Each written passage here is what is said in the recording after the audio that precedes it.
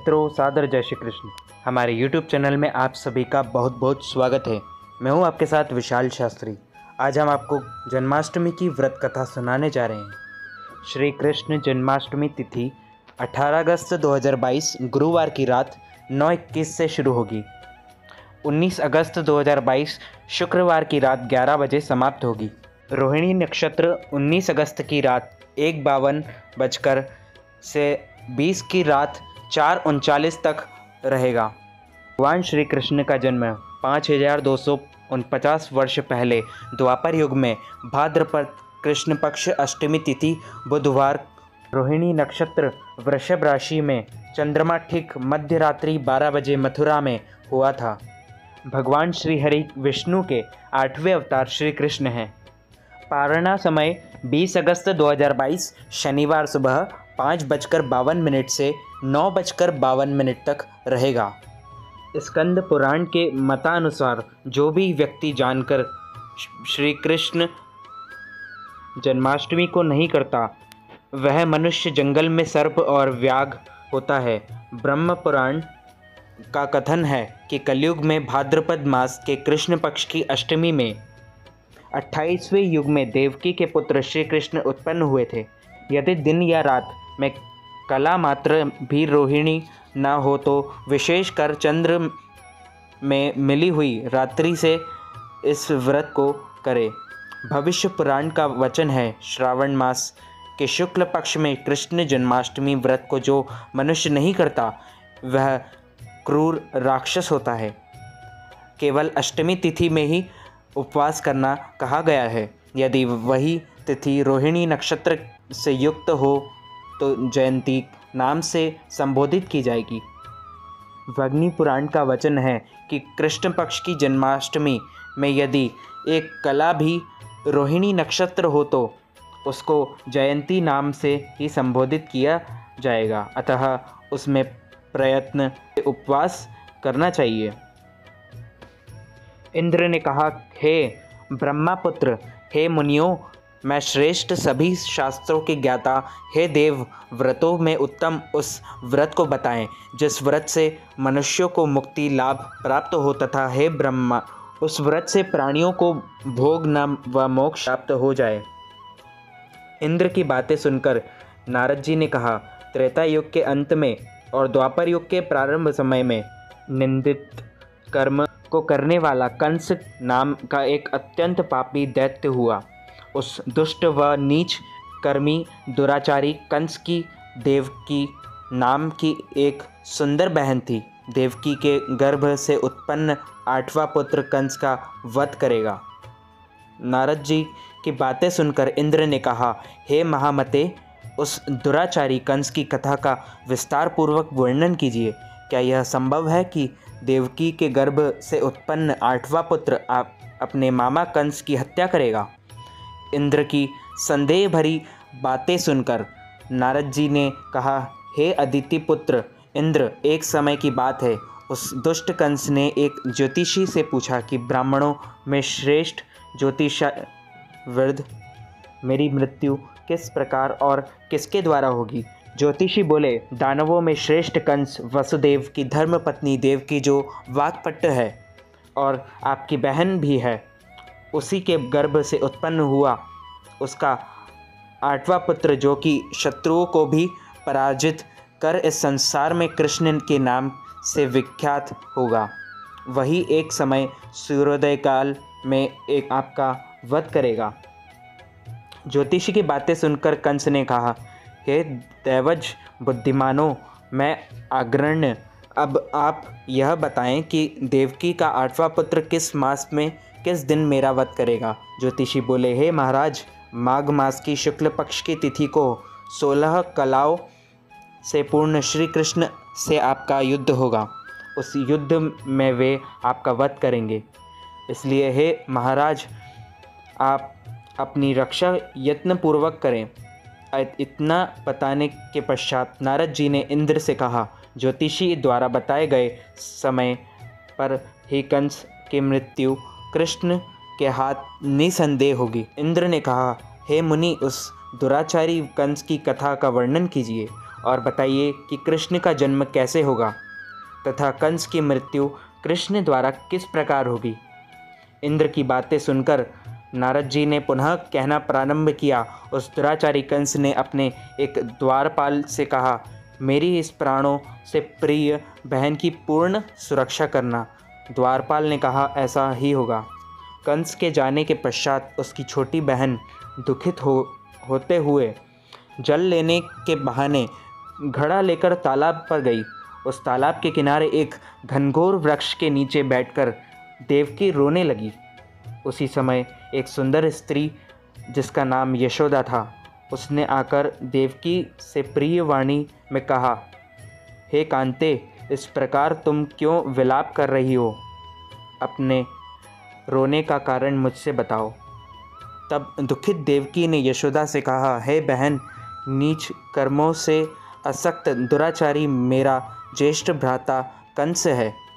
उस दुष्ट भ्राता ने मेरे कई पुत्रों का वध कर दिया। इस समय मेरे गर्भ में 8वां पुत्र है, वह इसका भी वध कर डालेगा। इस बात से किसी प्रकार का संशय या संदेह नहीं है, क्योंकि मेरे ज्येष्ठ भ्राता को यह भय है कि मेरे अष्टम पुत्र से की मृत्यु अवश्य होगी।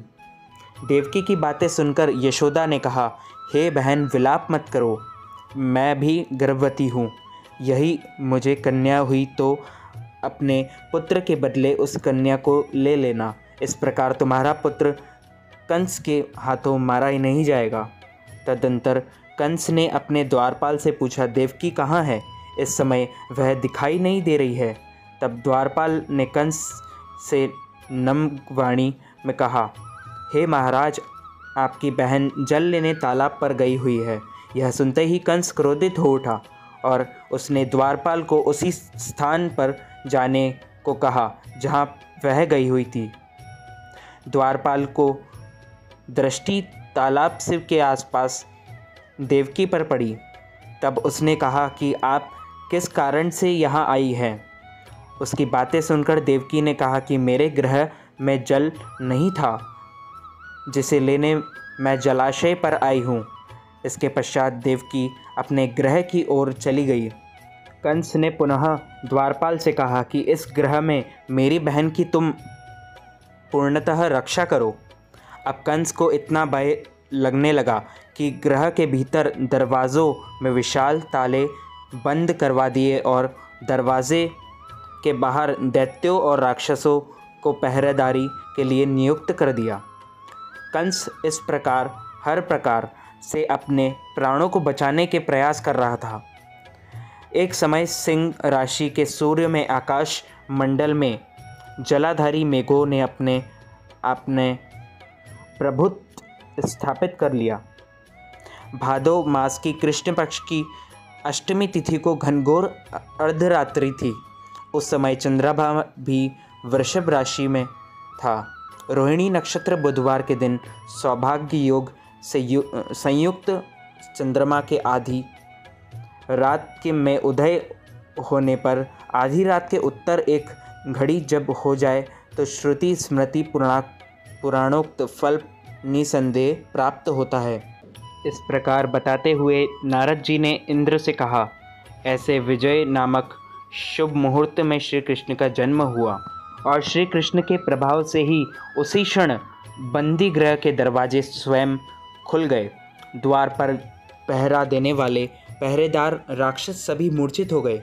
देवकी ने उसी क्षण अपने पति वसुदेव से कहा, हे स्वामी, आप निद्रा का त्याग करें और मेरे इस अष्टम पुत्र को गोकुल में ले जाएं। वहाँ इस पुत्र को नंद गोप की धर्मपत्नी यशोदा को दे दे।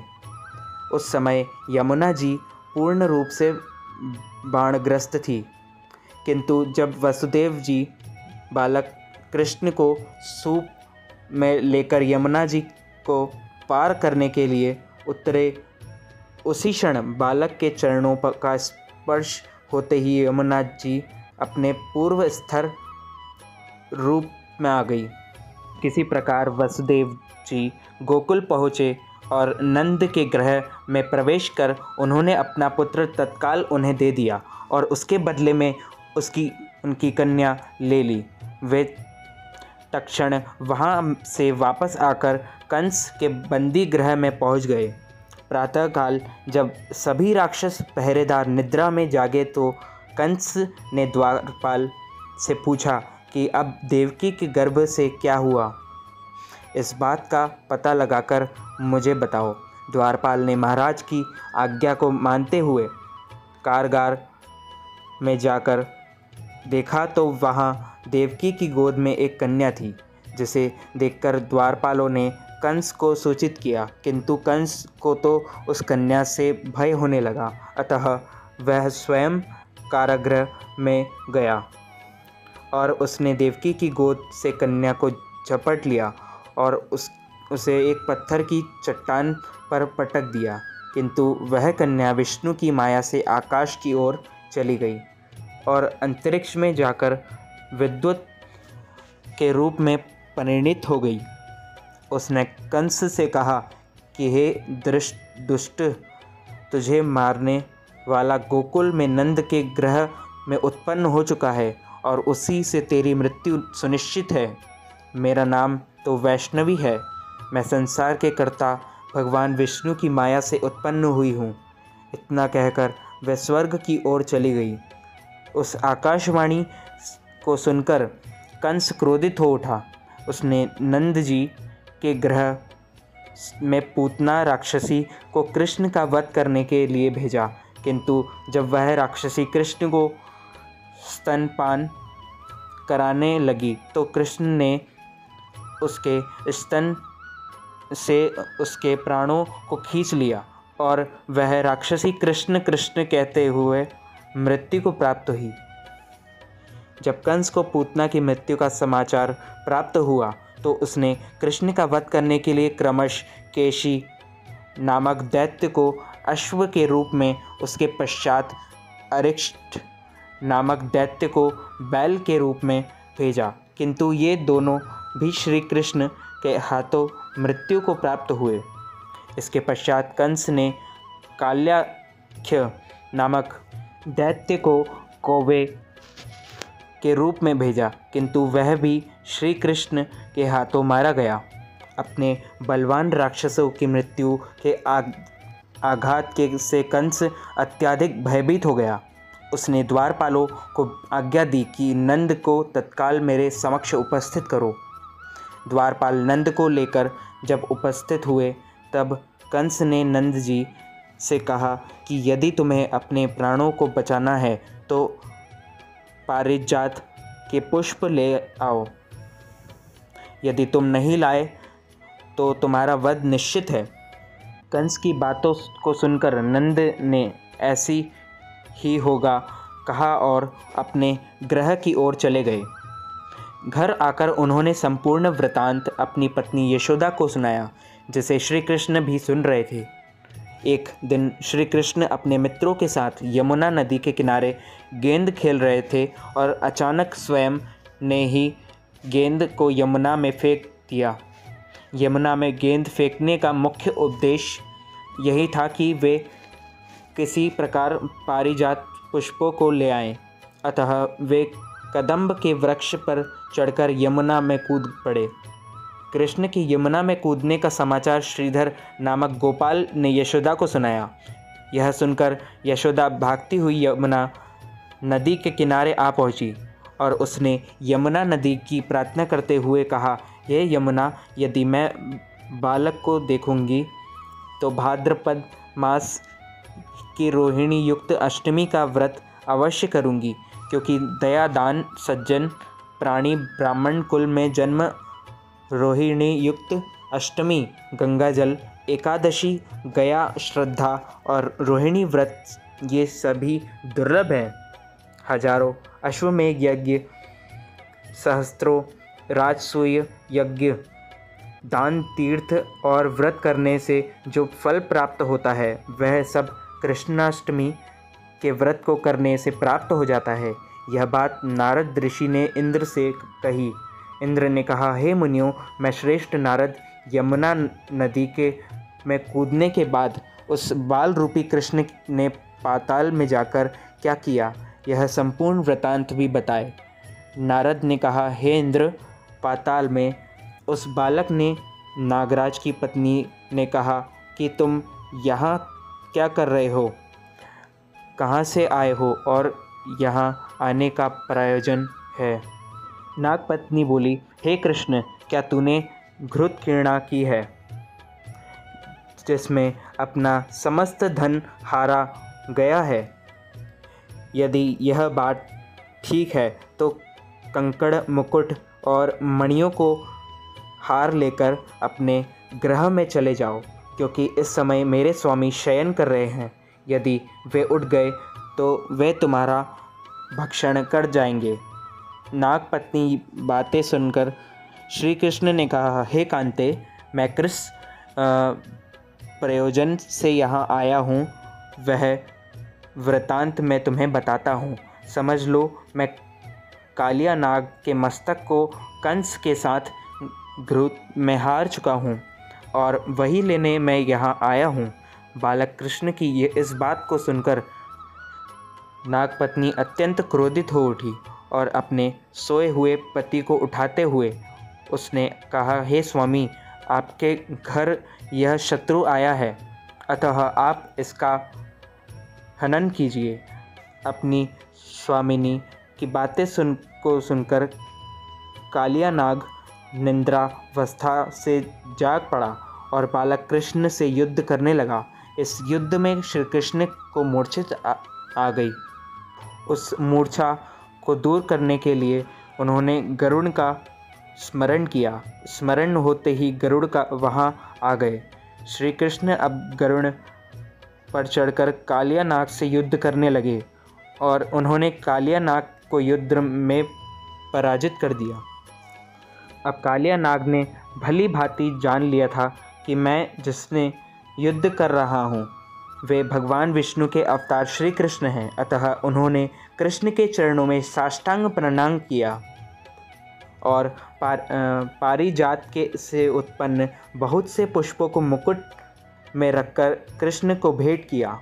जब कृष्ण चलने को हुए तब कालिया नाग की पत्नी ने कहा, हे स्वामी, मैं कृष्ण को नहीं जान पाई। हे जनार्दन, मंत्री रहित, क्रिया रहित, भक्ति भाव रहित, मेरी रक्षा कीजिए। हे प्रभु, मेरे स्वामी मुझे वापस दे दे। तब श्री कृष्ण ने कहा, हे सर्पिणी, दैत्यों, मैं जो सबसे बलवान है उस कंस के सामने मैं तेरे पति को ले जाकर छोड़ दूंगा, अन्यथा तुम अपने ग्रह को चली जाओ। अब श्री कृष्ण कालिया नाग के फन पर नृत्य करते हुए यमुना के ऊपर आ गए। तदंतर कालिया की फुंकार से तीनों लोग कंपायमान हो गए। अब कृष्ण कंस की मथुरा नगरी को चले दिए। वहाँ कमल पुष्पों को देखकर यमुना के मध्य जलाशय में वह कालिया सर्प भी चला गया। इधर कंस भी विस्मित हो गया तथा कृष्ण प्रसन्नचित होकर गोकुल लौट आए। उनके गोकुल आने पर उनकी माता यशोदा ने विभिन्न प्रकार के उत्सव किए। अब इंद्र ने नारद जी से पूछा, हे महामुनो, संसार के प्राणी बालक श्री कृष्ण के आने पर अत्यधिक आनंदित हुए। आखिर श्री कृष्ण ने क्या क्या चरित्र किया वह सभी आप मुझे बताने की कृपा करें। नारद ने इंद्र से कहा, मन को हरने वाला मथुरा नगर यमुना नदी के दक्षिण भाग में स्थित है। वहाँ कंस का महाबलशाली भाई चारुण रहता है। उस चारुण से कृष्ण के मल्लयुद्ध की घोषणा की गई। हे इंद्र, कृष्ण एवं चारुण का मल्लयुद्ध अत्यंत आश्चर्यजनक है। चारुण की अपेक्षा कृष्ण बाल रूप में थे।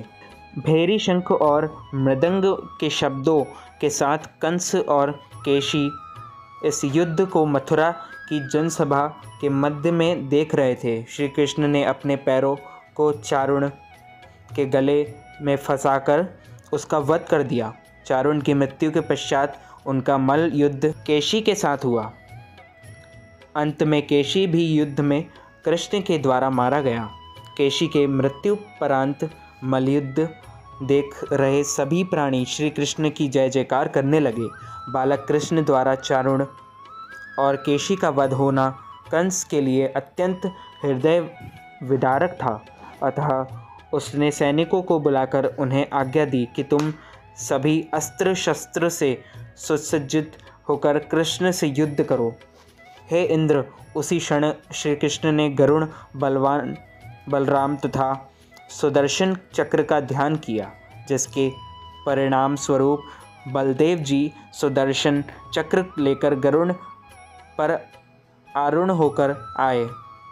उन्हें आता देख बालक कृष्ण ने सुदर्शन चक्र को उनसे लेकर स्वयं गरुड़ की पीठ पर बैठकर ना जाने कितने ही राक्षसों और दैत्यों का वध कर दिया, कितनों के शरीर अंग भंग कर दिए। इस युद्ध में श्री कृष्ण और बलदेव ने असंख्य दैत्यों का वध किया।